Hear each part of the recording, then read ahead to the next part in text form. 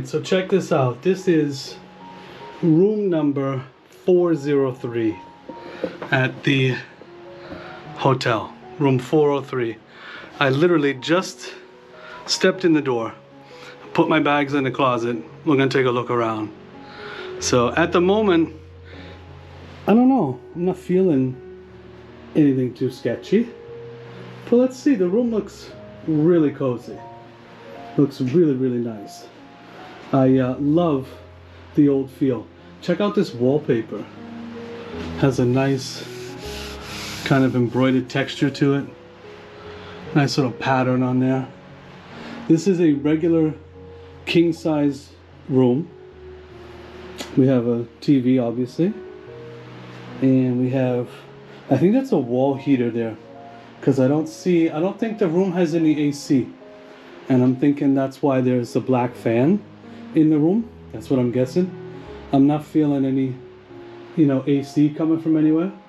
And I also don't think there's any radiator heating. I think it's just out in the hallways and maybe some of the other rooms. But I think this would be a heater if it gets kind of cool.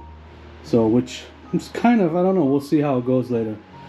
You can see the little TV stand here. There's a little knob. It's kind of broken off. I'm just going to make sure they know that because I don't want to get charged for it. But you have some storage here.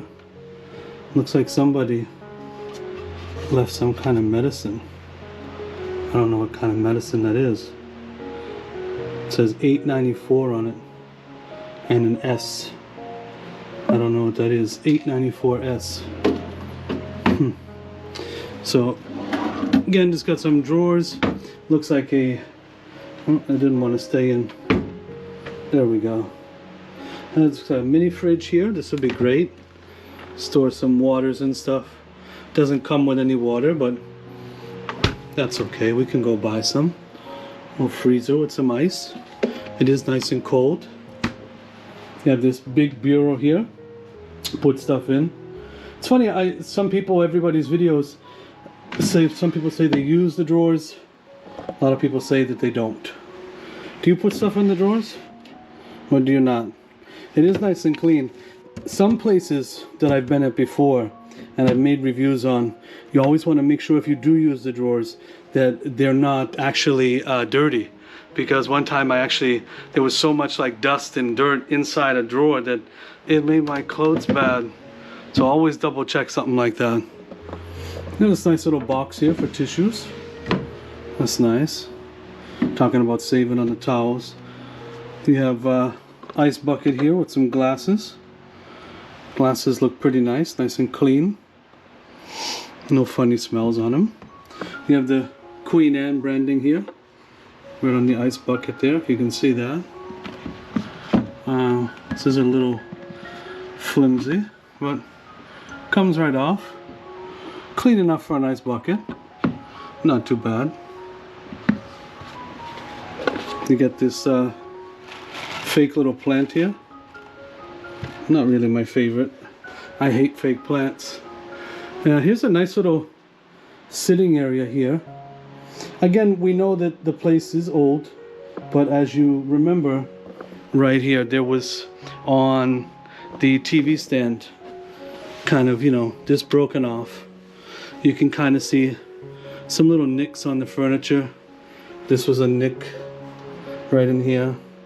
And not me, Nick. You know what I mean, the nicks on the furniture. Because that is my other name, right?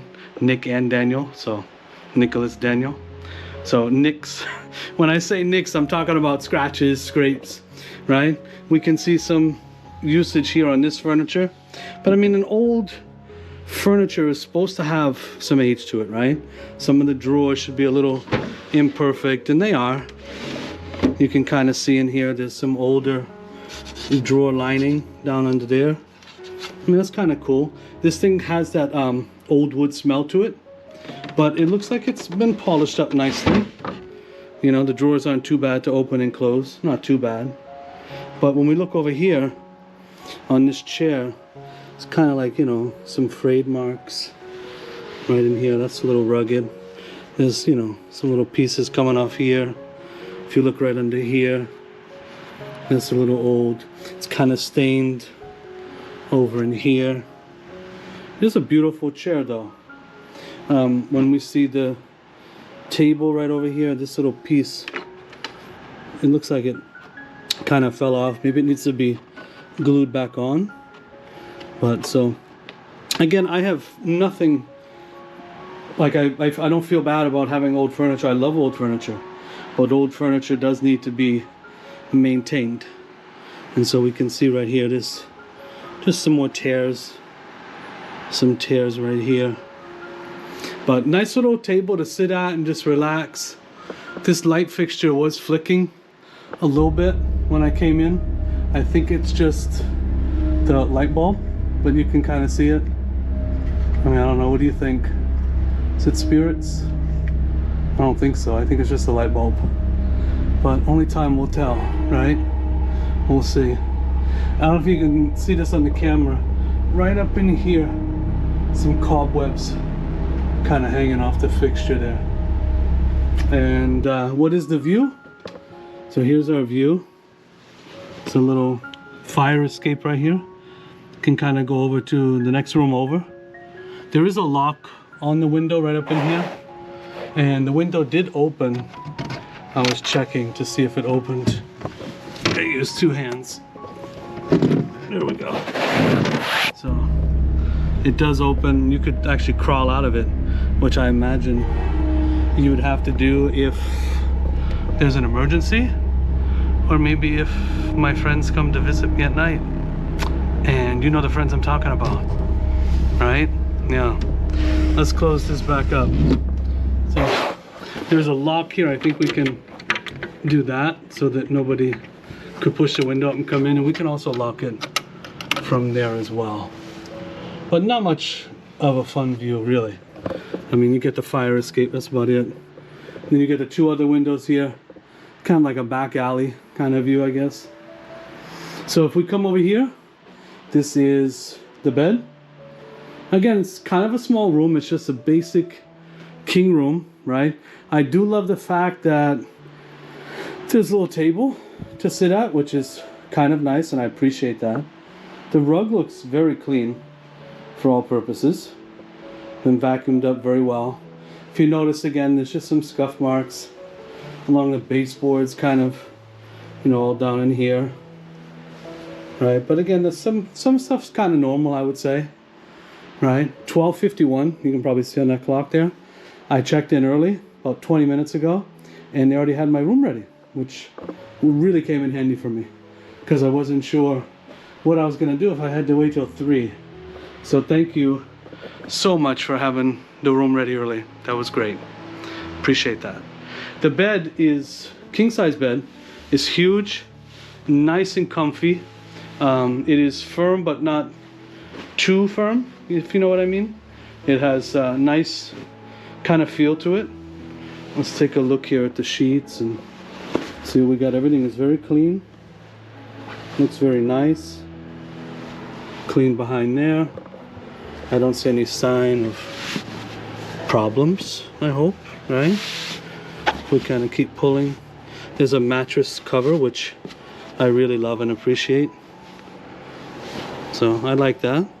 It's like not white sheets, but they're kind of like lined. It's like a cream colored sheet, which is nice. I'll fix that after. But the pillowcase is white. I'll have to see what's that's coming up. Well, maybe it is white. It's hard to tell, I guess. Maybe the light. It looks cream to me, but now it looks white. Interesting. Here's a little light by the bed. What is this over here? Tobacco Products Corporation. I'm not too sure about that. Just a picture, I guess. And we got the phone here with the Queen Anne Hotel on it. We got some branding here. The Queen Anne Hotel, pretty cool. We got our pen. Queen Anne. Do you collect pens? Some people I talk to, they collect pens from all the hotels. I like this lamp, by the way. Pretty cool, looks really nice. I love this little detail. And when I go around and I'm like kind of touching everything, by the way, I don't find anything too dusty, which I appreciate, because I did see those little cobwebs up on the top of the table, but for the most part, I don't see dust in a lot of places, which is great. I made such a mess of the bed now, I feel bad. Cool. So let's head over. There's another table on this side. Again, clearly you can see, got some miles out of this table, but I mean, it's not too bad. Again, I like old stuff, and it really does feel old. Doesn't feel like a replica, which is nice. I love this little drapery here. Check this out. I don't know if you can see this, but there we go. I think that, yeah, it was like kind of hidden. It was tucked back in. So it's supposed to kind of look like that, I think. This is nice, and it's wrapped around here like this. So you could actually take it down, I guess. Kind of cover your bed. That's pretty nifty, I like that. This is a nice little holder here. Definitely very Victorian. Everything's definitely in with the Victorian theme. I don't even know what you call that, actually. Is that like a, I don't know, like a headboard above the bed kind of board? Like, what do you call it? Interesting, right? Never seen that before. I don't know. I don't know if I maybe need one in my house, because I have a Victorian house too. But it looks pretty cool. I like it. So right through here, we have the closet. And the closet is actually a pretty good size. You can see my luggage in there. I have 3 carry-on bags, 2 backpacks. They do give an iron in the room and an ironing board. I was curious about that because I'm actually going to need that. There's about 10 hangers. Of course, you can always ask for more. And there's a luggage rack there too. But it's a large closet, which I'm pretty excited about. There's California room rates. Look at that. The maximum they can charge for this room is $1,000 a night. My goodness. Per person per day. Wow. And here's the bathroom. The bathroom looks nice and clean. Looks modern. The door is a little rugged, I would say, right around here. Could maybe use to be repainted a little bit. But the bathroom, unfortunately, does not feel as Victorian as the room does, which is a little sad. I was hoping that it would, but we have a little sink area here.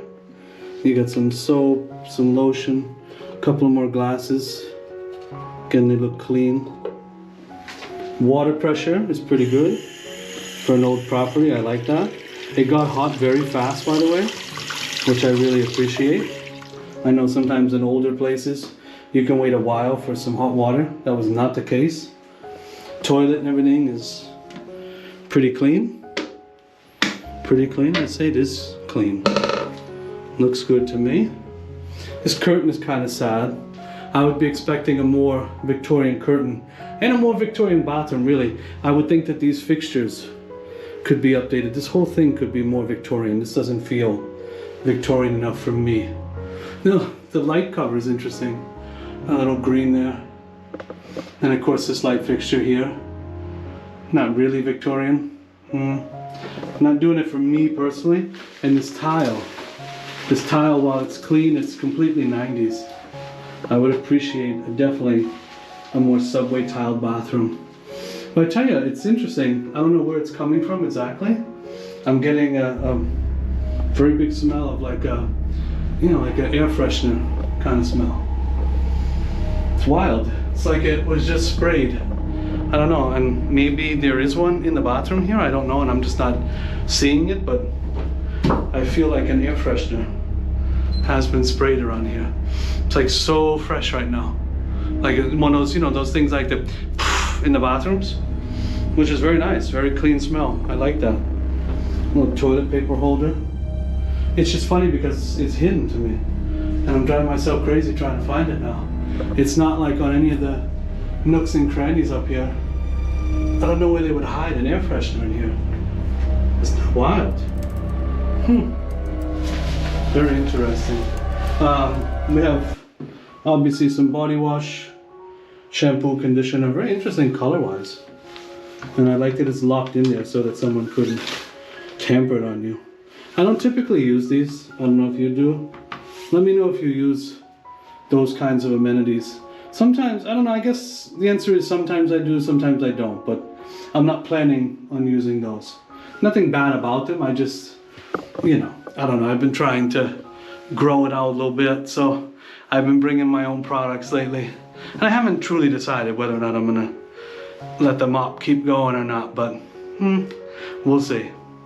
Something that is interesting is how low this shower is. So I just want to give you some interest. I'm not going to stand in here because I have my shoes on right now, but I want to say it's literally right at my face, and I'm only 5'9", so 5'9", maybe 5'10" on a good day, I hope, but it is a very low shower. I'm thinking it's even low for me, so it can go a little bit higher up, like pointy wise kind of thing. But I mean, if you're 6'2", 6'3", or higher, I'm thinking even 6 feet maybe. If you're 6 feet, you're probably going to be right here. I think this could be a challenge. You'd have to be ducking your head underneath it, and that's a very low shower head, which is surprising to me. But otherwise, something else funky. What else am I noticing here? There is no exhaust, but there is a window. So I'm assuming because it's an older property, maybe that's totally fine. You got another outlet up there. I don't know what you would use that outlet for. Maybe another hairdryer. So I'd have the one hairdryer going over here, and then I got another hairdryer going all the way up there, or maybe the curling iron, right? By the way, I did see when I was looking around for the spritzer, there is a hairdryer here on the back of the door. And we do have a little lock, keep you in the bathroom. So I think that's just about it for the tour. I'm excited with the room.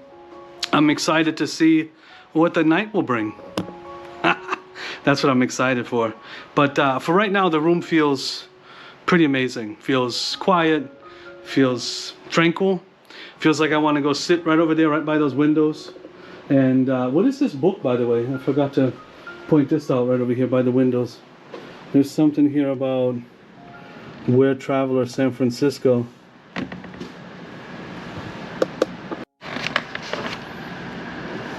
This is interesting. Somebody marked up the book. Let San Francisco inspire you. And I don't know if that's actually someone signed it. I don't think it's someone signed it. I think someone went to town on it. Just that page, I guess. That's interesting, huh? And then, of course, we have the Queen Anne book right here. It's going to give us some information. Looks like TV channels. Wishing you a great stay right here at the fabulous Queen Anne Hotel. As charming today as it was more than a century ago. So they do have complimentary Wi-Fi. There's a complimentary breakfast. He actually told me downstairs goes till 9:30. So 7 to 9:30. And then look at this, there's an afternoon tea and sherry. That's from 4 to 6.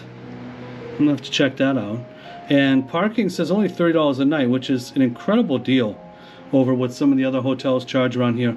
I myself am actually not parking right now, but so I can't say exactly how that will work. I'd have to look into it for you.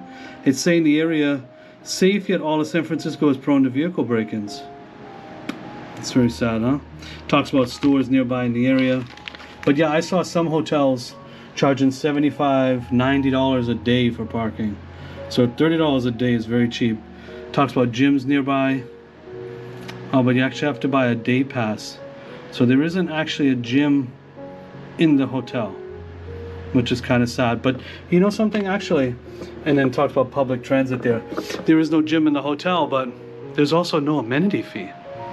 So a lot of other hotels were like 70 to 90 a day for parking, and they were like 30 to 50 a day for amenities. So like I said, I don't know what $30 in parking gets you.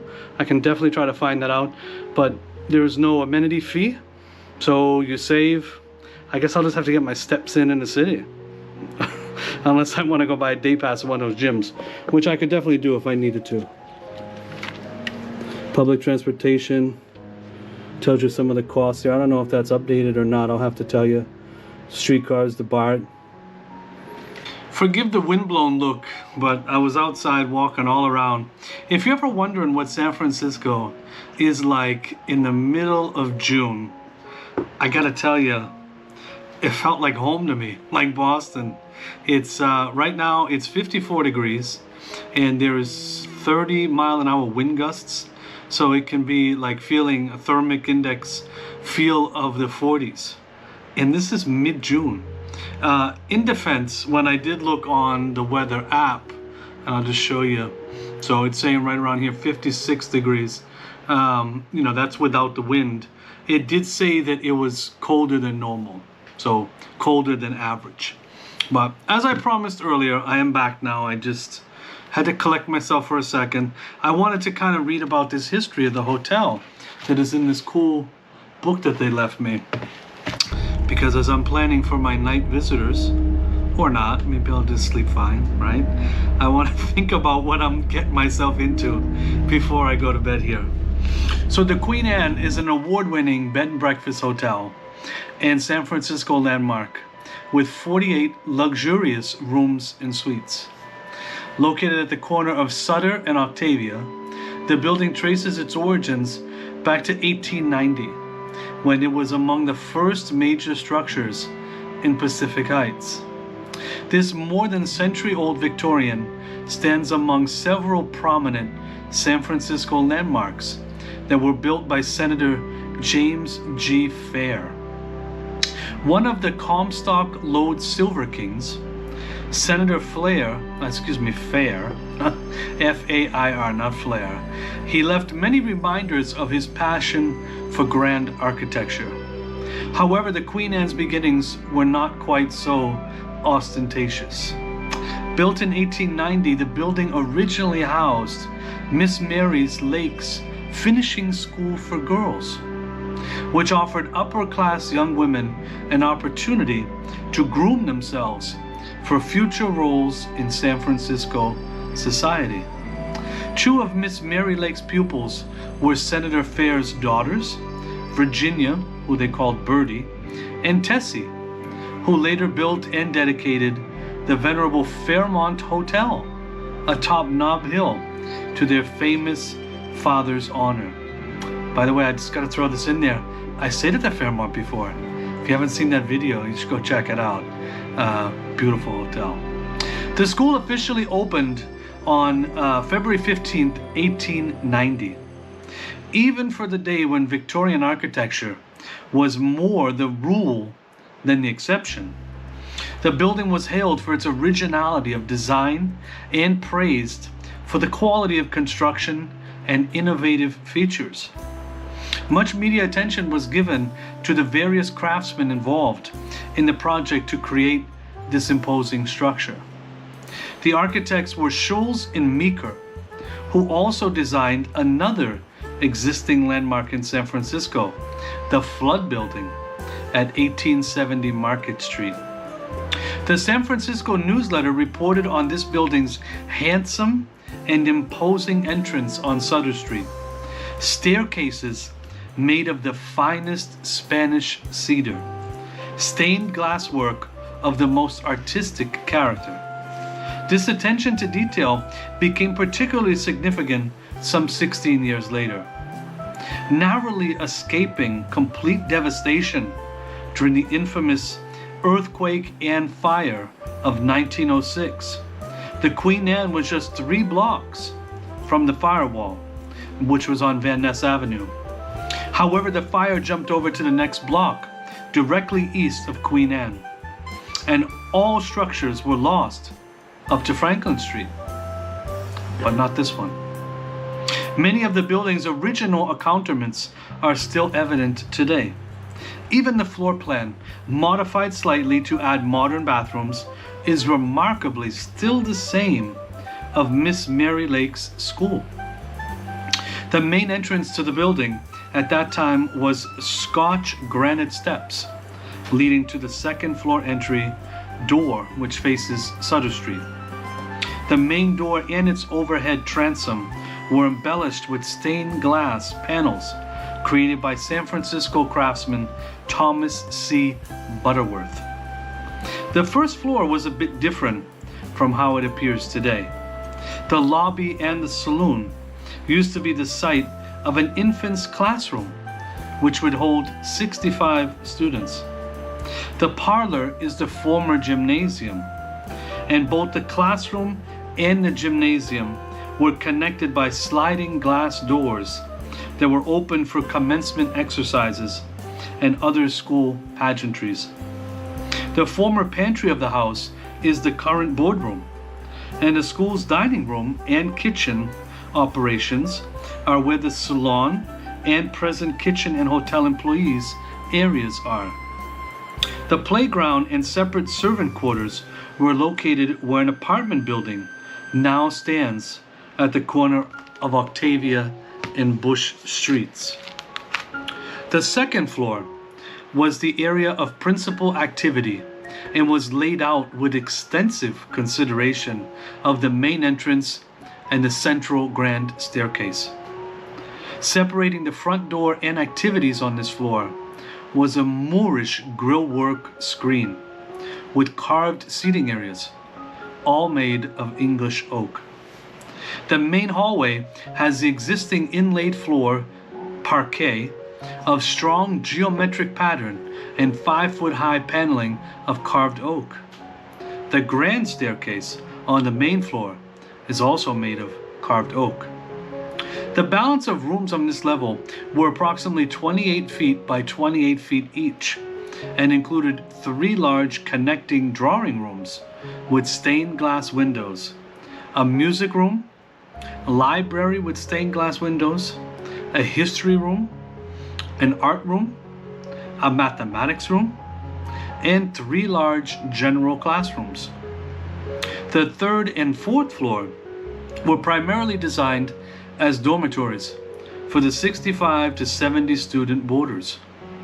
Each sleeping unit was designed in different colors, and there were ingle nooks, basically wood-burning fireplaces and views from all bay windows. One can imagine the pastoral views of the time in the Western Addition. Each residential area had large toilet rooms, closets, and specific storage areas that could each hold up to 5 huge Saratoga trunks and all the paraphernalia that would accompany each young girl. Because of the size of a trunk, a large power trunk lift was installed near the Octavia Street rear entrance, alongside the exterior laundry chute. The third floor also contained an infirmary and a large medicine closet at its sunniest corner. The staircases on these levels were crafted of Spanish cedar again, and inlaid floor parquet was simplified. The attic was another trunk storage area, and the entire staircase was illuminated overhead by a giant skylight which was installed on the roof. All wood was naturally finished, and the windows were equipped with built-in shades that were specified as Hill Patent sliding blinds. This was an innovation, something totally new in 1890. 9 years after the school opened, the building was sold to the Cosmos, this exclusive gentlemen's club, about which little is known, was certainly a major departure from the building's prim and proper occupants. Prim and proper occupants. So a finishing school for girls, now we turn it into a gentlemen's club. Guarding their privacy zealously for 12 years, much to the consternation of San Francisco historians. It looks like people have no idea what they were doing. The Cosmos eventually sold the building to the Episcopal Diocese, who founded the Girls Friendly Society Lodge. Its purpose was to serve as home and haven for young working women, though it later became a co-ed establishment.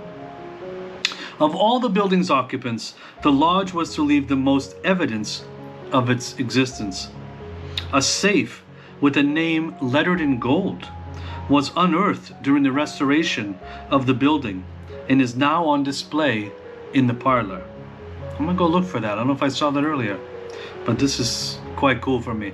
I love, as you know, fixing old houses and This is pretty cool. That'd be fun to find that, right? A printed flyer with the name of the lodge was also recovered and hangs in the telephone booth, a former confessional booth. So there's a former confessional booth downstairs. I probably got that in my video too, but I don't remember. I'm gonna find that in the morning. The Diocese Lodge was also to be the longest tenant. 25 years they were here. The church then sold the property after World War II. But as the years passed, without the interest of any subsequent occupant in preserving the former school for historical reasons, the building ran down and eventually closed. This is the part when I say I get sad, because I hate to hear historical buildings fall into decay and abandonment. It was boarded up for much of the 70s, later to emerge in a very unique manner into one of the many small hotels for newcomers to the city. Let's see, sorry, I skipped a page. In 1980, the now defunct KRV company purchased the property. They brought it up to meet San Francisco's stringent building codes and gave it a new identity, calling it the Queen Anne. Work began immediately to renovate and restore it to meet the codes, while also salvaging the unique ambiance of the building. Thank you to anyone who did that. It really makes my heart go pit-pat. 50 preservation professionals labored on the project over the course of a year, tediously stripping away 6 coats of enamel paint from all woodworks and reopening the many fireplace flues that were long covered for the sake of easier maintenance. Thank you again to these people who did that. Please don't paint wood. Please don't do that. Interior walls were moved and soundproofed to provide the new accommodations with private and modern bathrooms. That's why, the bathroom, I told you, not that excited about the bathroom. New plumbing and wiring was put in, which is great. Special fire and safety features were installed. Through the years, architects and interior designers sought to keep as much of the original flavor of the building as possible, including marble sinks. My room doesn't have a marble sink. If some do, I'm curious now. Maybe some of the bathrooms are better. And original moldings and medallions. So some of these medallions on the ceilings, they're original. That's exciting. The Queen Anne officially opened on April 15th, 1980 as a small luxury hotel. Each of its 48 rooms and suites were individually decorated with colors that were complementary to the various architectural features and furnishings. The final installation for each room included modern digital telephone operation with voicemail alerts. I think that modern telephone is still sitting over there on the table. I could be wrong, that's what I think. There's also remote control TV, hair dryers, and an extension telephone in each bathroom. That's exciting, right? Telephone in the bathroom. Turret windows were turned into breakfast nooks. And in some rooms, a platform was installed to create a stage for particular antique seating. 12 of the rooms contained wood-burning fireplaces, and the popular honeymoon garden suite has 2 of them. I'm interested now. Maybe there's some suites available. Maybe I should upgrade. What do you think? All rooms include an elegant private bathroom, and some feature original marble sink wet bars. See? It's just not in this room. This room is still great, but I'm curious now. Some rooms lack a closet, but have the convenience of a beautiful antique armoire and a dresser instead. Some distinctive in-room furnishings have brass plaques noting their origins. I don't have any brass plaque in my room. I'm really curious about some of these other rooms now. Maybe even if I can't move into one, maybe they can let me see one. I'll have to ask. The lobby has 2 major antique pieces, the concierge desk and the public telephone booth. The adjacent parlor, filled with Victorian-era treasures, includes a hand-carved griffin head priest's chair and an acolyte pew, a large gold clock, and a baby grand piano with Victorian styling. The library, as well as the upper floor hallways, displays several original and fascinating oil paintings. The fourth floor is adorned with whimsical and curious pieces from the Episcopal Diocese era. A handcrafted wooden pulpit dating back to the building's opening in 1890. A bishop's throne patiently sits at the hall's end. Wow. The exterior was modified somewhat to allow easier access and hotel operations. Yeah, because that exterior, like the front entrance, I would have loved to have seen those marble stairs and walked up those. It's not what's there today. The crumbling steps were, oh, here we go. I was getting ahead of myself, sorry. The crumbling steps were removed and a new entrance was created on the ground level. To complement the restored grand staircase, a modern and spacious elevator was installed and decorated with fine oak paneling, textured Victorian wall covering, and its very own crystal chandelier. Yes, the elevator is amazing. I have to make sure I get that in the video. I don't know if I did. In 1983, the Queen Anne was accorded the coveted 4-star award for excellence, making our luxury boutique the smallest property to achieve this honor in the city of San Francisco. Shortly after, public space restoration of the Queen Anne was completed to create the salon and the boardroom for executive conferences and elegant catered events. I'm almost done. The detailed decor and selected artworks reflect the historic origins of the hotel while providing for the ultimate in comfort, style, and serviceability. Since the more recent turn of the century, the Queen Anne has undergone several major renovations and the addition of an outdoor courtyard. Haven't seen that yet. I gotta find that. Outdoor courtyard. I'm still excited. The Queen Anne Hotel continues the tradition of adding value to our guest visits with complimentary services including local, weekday morning town car service. Not sure if I've seen that. Afternoon tea and sherry with freshly baked cookies, free Wi-Fi, and a press reader. It's our great pleasure to welcome you to this one-of-a-kind architectural jewel. So it has to be about 10 o'clock at night. I'm coming back in from spending the day in wonderful San Francisco. I come in and I was gonna grab some coffee. As we know, in the lobby, there's coffee, tea, water, always available all day long, which I loved. So I was pouring myself some coffee. There was a few other guests in the lobby by the fireplace, kind of in both of the areas. And then one of the guests comes over to me, and because I had this red sweater on that I had been wearing, and because it was cold out, right? So it has like these doves on it. And she goes, "Oh, I love the doves," she says, "the bird of peace." And I said, "Yeah, you know," and she just goes, "Oh, it's so nice to be here, so nice to see you."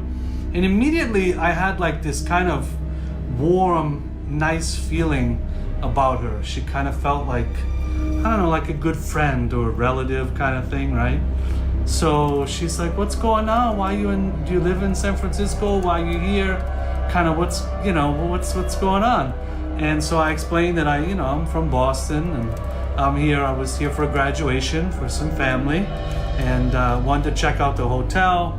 It seemed really nice. It seems like a lot of fun.